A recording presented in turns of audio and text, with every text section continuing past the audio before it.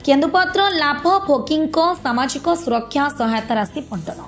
ढेंकानाल जिला कामाख्यानगर जिरीटामाळी केन्दुपत्र लाभ भोगी सामाजिक सुरक्षा सहायता राशि बंटन कार्यक्रम अनुष्ठित हो कार्यक्रम में कामाख्यानगर विधायक शत्रुघ्न जेना मुख्य अतिथि भाव योगदान करते।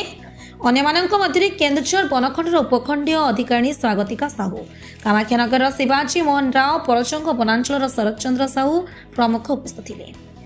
केन्दुपत्र तोलाणी और कर्मचारी परिवार लोकों सरकार पक्षर मृतकालीन आर्थिक सहायता जोगाई दि जाइथिला। मोट 26 जन को 2 लाख टंका लेखाएं अनुकंपा राशि प्रदान करा जाइथिला। सहित केन्दुपत्र तोलाणी और कर्मचारी मानक प्रति सरकार विभिन्न योजना सठिक रूपायन संपर्क में अतिथि माने आलोकपात करथिले।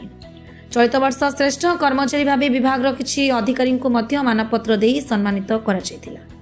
ଏହି କାର୍ଯ୍ୟକ୍ରମରେ ପରଜଙ୍ଗ, କାମାଖ୍ୟାନଗର, ମହାବିରଟ ବନାଞ୍ଚଳର ସମସ୍ତ କେନ୍ଦୁପତ୍ର ତୋଳାଳି ଓ କର୍ମଚାରୀ ଉପସ୍ଥିତ ଥିଲେ।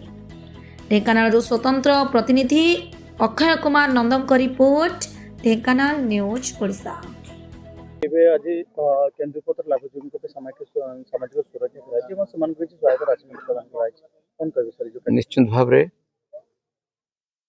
ସରକାର କେନ୍ଦୁପତ୍ର ତୋଳାଳି ମାନଙ୍କର अनेक समस्या थिला और तांकर किभଳି भाबरे उपार्जन बढ़िबो सेति पे अनेक व्यवस्था करिसेंती। किंतु आज आ गोटे उदाहरण दिया जाउछि जो कार्यक्रम आज हेछि, जो मानकर के हताहत होइछंती कि मृत्युवरण करिसेंती तांकर परिवार को सरकार तरफ विभाग तरफ 2 लाख टंका अर्थ प्रदान करा जाउछि, जो कि आगामी दिन में परिवार भरण पोषण भी निश्चित सरकार जो साहाय्य से बहुत कम आसो।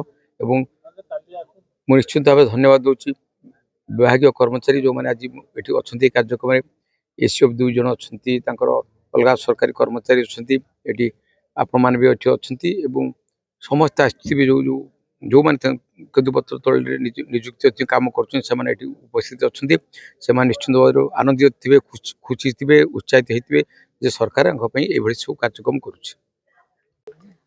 मु श्रीमती स्वागतिका साहू, मु एसडीएफओ केउंझर केन्दुलिप डिविजन। आमर जो केन्दुपत्र तोलाड़ी बंधाड़ी और सामयिक कर्मचारी माने अछंती सेमानकर मृत्युकालीन एटा दिया जाउची सहायता राशि जहाँकि 2 लाख टंका से माने जहाँकू नॉमिनी दे जाइथिबे जहार ना से नॉमिनी को 2 लाख टंका आमे सहायता राशि हिसाब रे आमे दउछु ताकि तांकर परिवार कोनोसी अभाव अनाटन सुविधा बने। 26 जन को आमे सहायता राशि प्रदान करिछु। आगामी दिन में जो मानकर आसी आम पाक एप्लिकेशन ताको मध्य आमे अति शीघ्र से मानको मध्य आमे राशि प्रदान करिवु।